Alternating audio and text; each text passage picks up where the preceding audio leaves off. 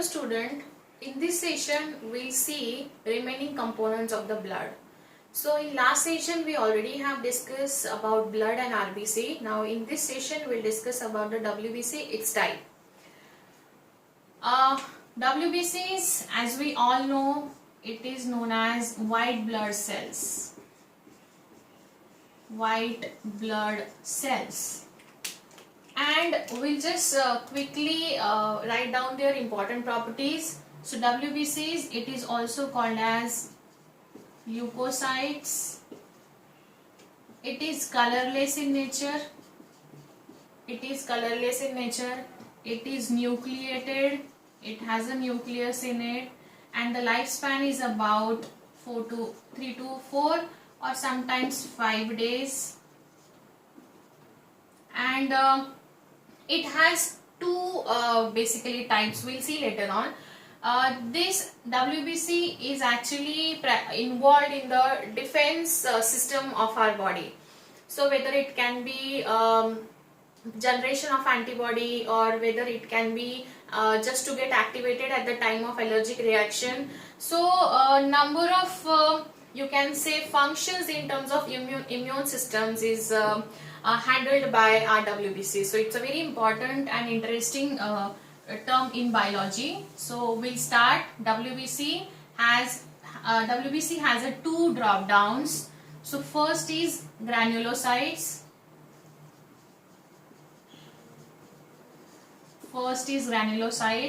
And next would be granulocytes.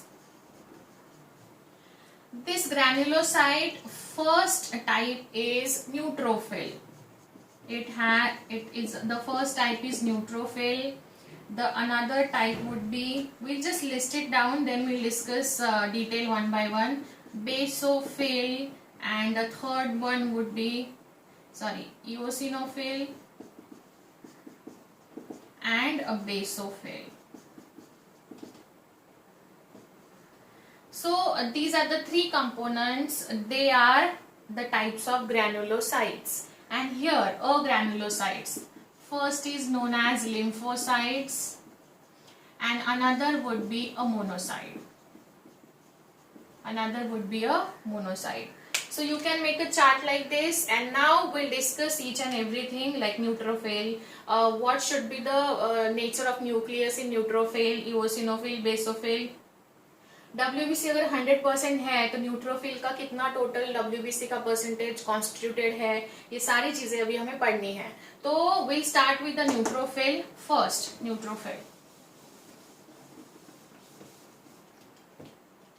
So neutrophil constituted 54 around to 62% of total WBC.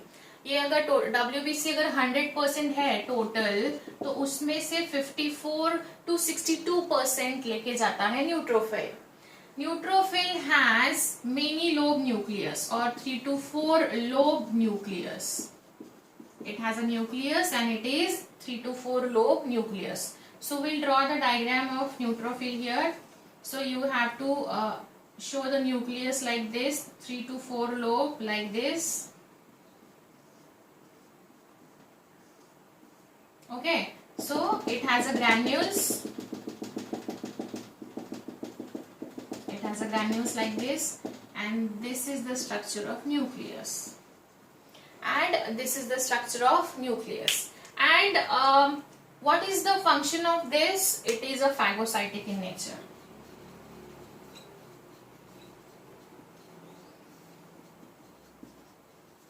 It is phagocytic in nature. Phagocytic means basically they engulf the foreign harmful particles in our body, or they just break down these harmful body, and they protect us from this harmful or foreign body.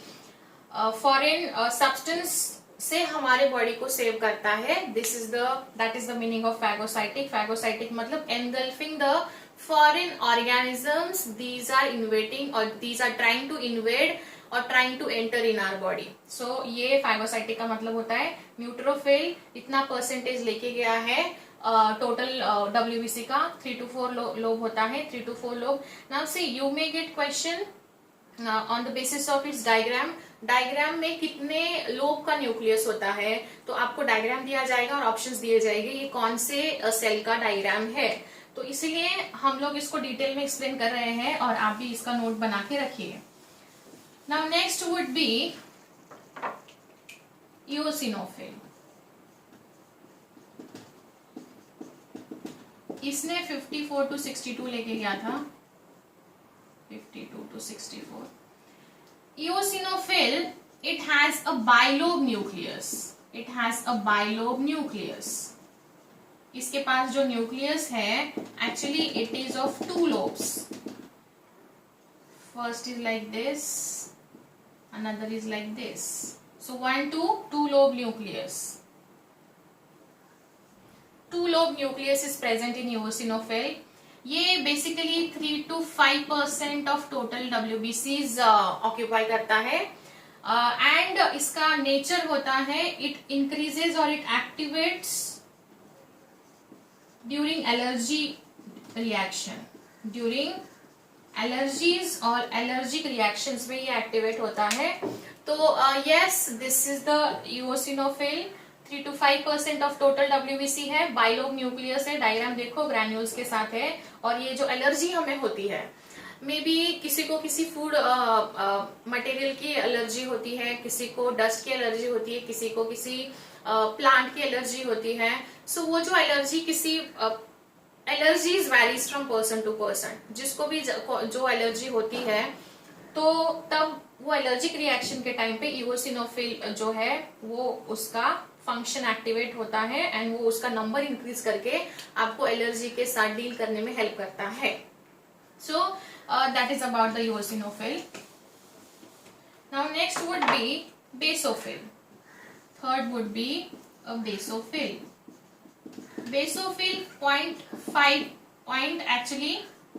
3 to 0.5% of total WBC constitute करता है and इसका जो nucleus है, the nucleus is twisted in nature. So now see, eosinophil का कैसा था?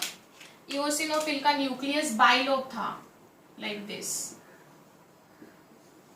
2 lobes are there like this. और ये जो है 2 लोब ऐसे थे। यहां बेसोफिल में ट्विस्टेड होता है, the nucleus is twisted, nucleus is in the form of twist, twisted form में होता है। तो आपको न्यूक्लियस ट्विस्टेड ड्रॉ करना पड़ेगा। नाउ सी द डिफरेंस, यहाँ ट्विस्ट नहीं है, दोनों भी बाइलोब ही है, but this is in the twisted pattern and this is not in the twisted pattern. So आपको याद रखना पड़ेगा, ट्विस्ट अगर आता है तो that would be a basophil, जिसका नंबर बहुत कम है out of total WBC and it releases the histamine and heparin. It releases the histamine and heparin. ये जो histamine and heparin है, ये blood clotting plus dilating of blood vessels में हेल्प करते हैं। सो ये था granulocytes and their respective nucleus, their constitution of total WBC and their roles. So अभी हम पढ़ेंगे अ ग्रैनुलोसाइट।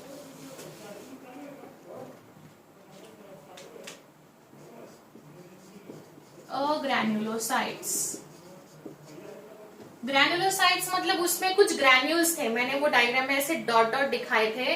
अभी ग्रैनुलोसाइट्स में यहाँ डॉट नहीं दिखाने, that would be a plain cytoplasm रहेगा उसका। सो इसमें 2 टाइप है जो हम ऐसे ही कंपैरिजन करके पढ़ लेते हैं। First is lymphocyte, another would be monocyte. Lymphocyte पे बहुत बार क्वेश्चन पूछे जा चुके हैं, it's a important part in terms of exam.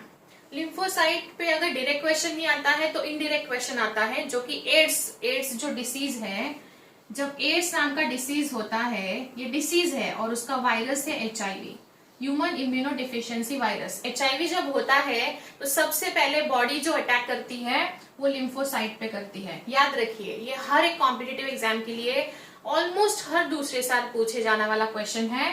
Ads में कहाँ एड्स का वायरस हमारे बॉडी पे जाके कहाँ अटैक करता है, that would be a lymphocyte. याद रखिए, lymphocyte basically it has a large nucleus, it has a large nucleus.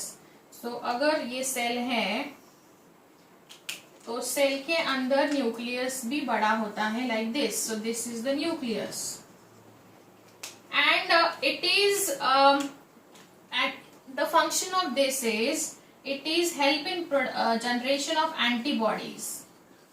ये एंटीबॉडीज जो है ये प्रोड्यूस करता है antibodies and it is responsible for handling the immune response in our body. So basically ये हमारे बॉडी का इम्यून सिस्टम का जो रिस्पॉन्स है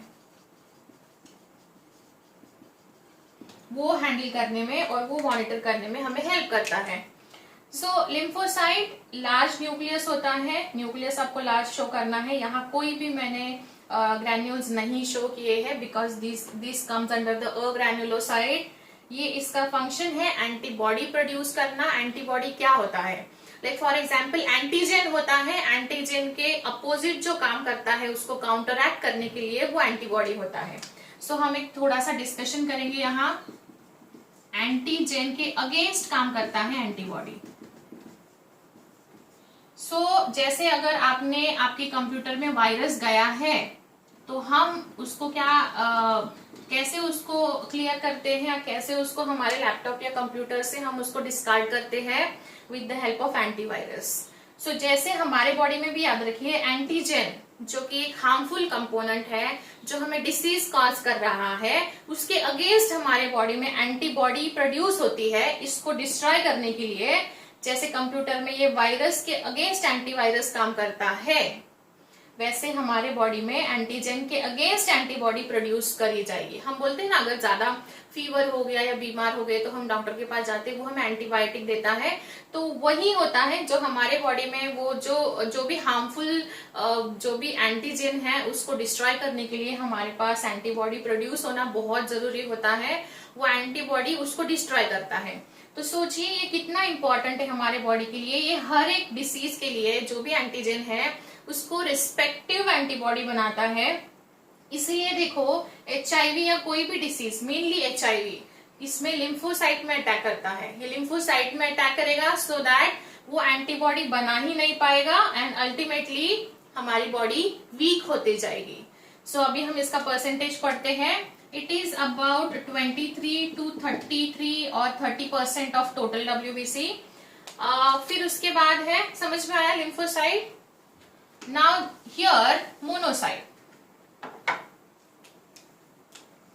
मोनोसाइट लार्ज ब्लड कॉर्पस्कल्स होता है। This is a large cell, like बहुत बड़ी सेल होती है। It's a large cell.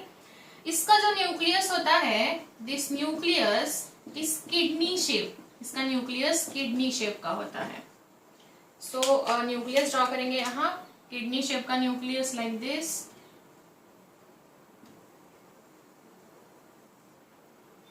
And it's a large cell and it is phagocytic in nature.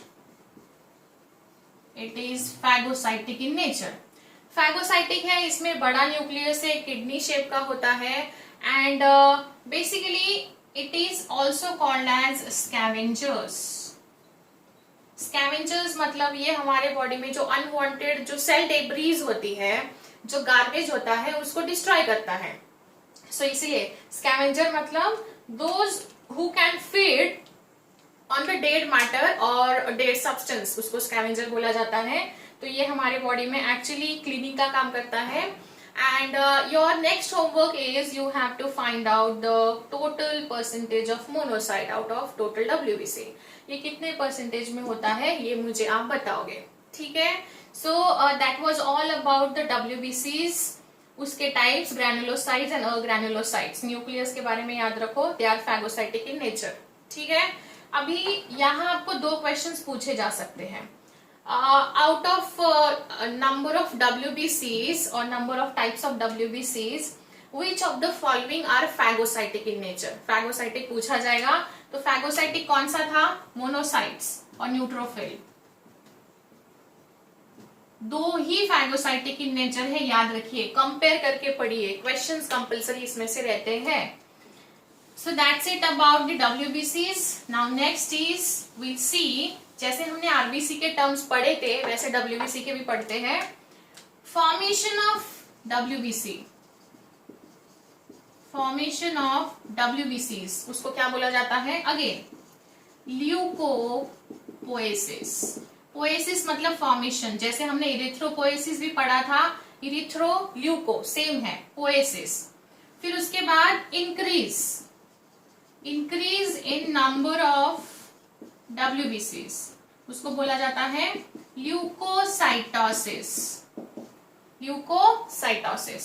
And decrease in number of, and decrease in number of WBCs are called as leucocytopenia.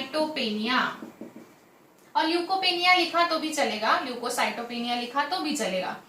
So basically formation poiesis, increase is cytosis and here is a पेनिया।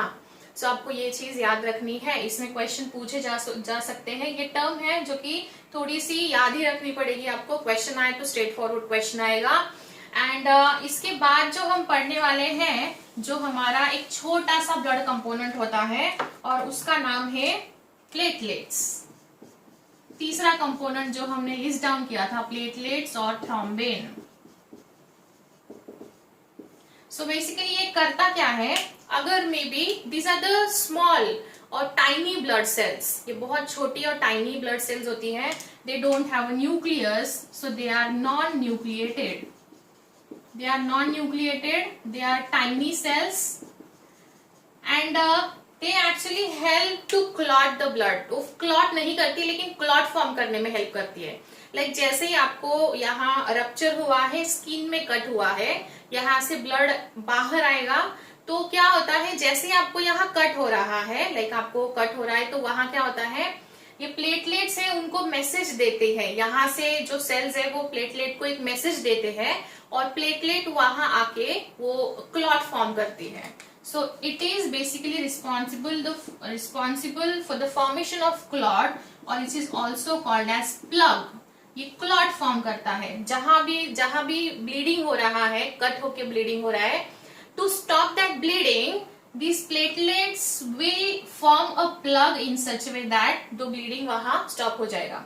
तो अगर आपको कहीं चोट लग रही है तो वहां की वेसल्स प्लेटलेट को मैसेज देती है और वो मैसेज देके platelets would rush to that injured site and वो साइट पे जाके वो क्लॉट या प्लग फॉर्म करती है एंड वो डैमेज को मॉनिटर या हैंडल करती है। सो यस, ये thrombin platelet non nucleated tiny cells होती हैं और ये हमारे बॉडी में क्लॉट या प्लग फॉर्म करने का काम करती है। In this way we have discussed overall blood and its component today and इसका एक नोट बनाइए, इसके नोट्स ऐसे पॉइंट वाइज बना के इसको लिखिए एंड ये आपको हेल्पफुल भी रहेगा। In next session we'll see the classification